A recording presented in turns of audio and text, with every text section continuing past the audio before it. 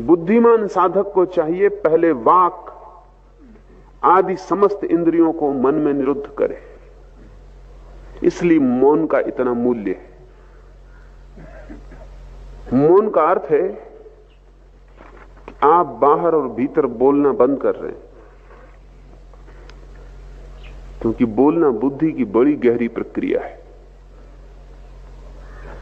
बोलने के द्वारा बुद्धि बहुत कुछ इकट्ठा करती रहती है, और जो भी आप बोलते हैं वो आप सिर्फ बोलते नहीं हैं, बोला हुआ आप सुनते भी हैं।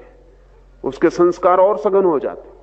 जब आप एक ही बात बार बार बोलते रहते हैं तो आपको पता नहीं कि आप बार बार सुन भी रहे हैं। संस्कार गहरे होते जा रहे हैं। और आप कचरा बोलते रहते हैं। सुबह अखबार पढ़ लिया, फिर दिन भर उसी को लोगों को बोले चले जा रहे हैं। कोई व्यर्थ की बात जिसका कोई भी मूल्य नहीं, जिससे किसी को कोई लाभ नहीं होगा, उसको आप बोले चले जा रहे हैं। अगर आप अपने 24 घंटे का विश्लेषण करें तो आप पाएंगे कि 99% तो कचरा था। जो आप न बोलते तो किसी का कोई हर्ज न था। ध्यान रहे, जिसे बोलने से किसी को कोई लाभ नहीं हुआ है, उसे बोलने से हानि निश्चित हुई है। क्योंकि न केवल आपने दूसरे के मन में कचरा डाला है, जो कि हिंसा है,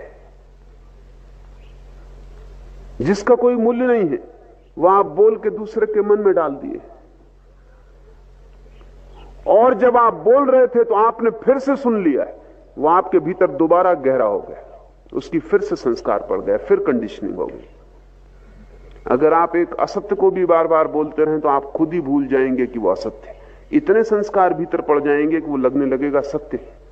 एडोल्फ हिटलर ने कहा है कि कोई भी असत्य को सत्य करना हो तो एक ही तरकीब है, उसे बोले चले जाओ।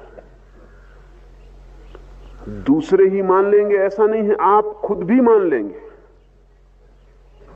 आप अपनी जिंदगी में देखें, कई असत्य आपको सत्य मालूम पड़ने लगे, क्योंकि आप इतने दिन से बोल रहे हैं कि अब आपको भी स्मरण नहीं रहा कि पहले दिन ये बात असत्य थी। बहुत बार संस्कार पड़ जाने से गहरे हो जाते, लीक बन जाती।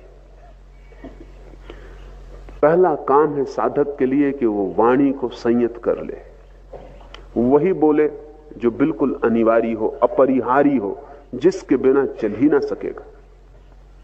ये दुनिया बड़ी शांत हो जाए अगर लोग अपरिहार्य को बोले, व्यर्थ को ना बोले। व्यर्थ को बोल के बड़ी झंझट में पड़ते हैं, क्योंकि बोल के आप ही थोड़ी बोलते हैं, दूसरा जवाब भी देगा। थोड़ा आप सोचें कि अगर आप संयत रहे होते, मौन रहे होते, तो कितने उपद्रव आपके जीवन से बच गए होते। बोल के आप न मालूम कितने उपद्रवों में पड़ रहे हैं, फिर उनको बचाने के लिए और बोलना पड़ता है, फिर ये सिलसिला बढ़ता चला जाता है। एक विशियस सर्किल, एक दुष्ट चक्र है जिसका फिर कोई अंत नहीं। इसलिए साधु चुप हो जाता है, उतना ही बोलता है जितना अनिवार्य है, और उतना ही बोलता है जिससे किसी का हित हो सकेगा, अन्यथा मौन रह जाता है।